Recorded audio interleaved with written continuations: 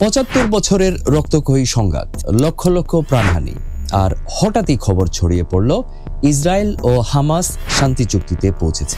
প্রশ্ন হলো, এটা কি সত্যি শান্তির শুরু, নাকি নতুন করে যুদ্ধের আগে একটুখানি বিরতি? চুক্তিতে কি আছে? প্রথমত, উভয় পক্ষ নির্দিষ্ট সময়ের জন্য সব ধরনের সামরিক অভিযান বন্ধ রাখবে। দ্বিতীয়ত, গাজায় আন্তর্জাতিক ত্রাণ, খাদ্য, পানি ও ঔষধ পৌঁছানোর অনুমতি দেওয়া হবে। তৃতীয়ত, বন্দী বিনিময়, ইসরায়েলি ও ফিলিস্তিনি বন্দীদের পর্যায়ক্রমে মুক্তি। আর প্রতিশ্রুতি দেওয়া হয়েছে গাজার হাসপাতাল ও স্কুল পুনর্গঠনের। কিন্তু এখানেই প্রশ্ন, এই প্রতিশ্রুতি কি সত্যি বাস্তবায়িত হবে, নাকি কেবল রাজনৈতিক কৌশল? আপনি কি জানেন, আজও 5 মিলিয়নেরও বেশি ফিলিস্তিনি শরণার্থী পরিচয় নিয়ে বেঁচে আছে, যাদের অনেকেই কখনো তাদের পূর্বপুরুষের গ্রামে ফিরতে পারেননি। তাহলে এই শান্তি কি তাদের জীবনে বদল আনবে, নাকি ইতিহাসের মতো আবার ভেঙে যাবে? পুরো গল্প শুনতে চাইলে কমেন্ট সেকশনে থাকা লিংকে এখনই ক্লিক করুন। ধন্যবাদ।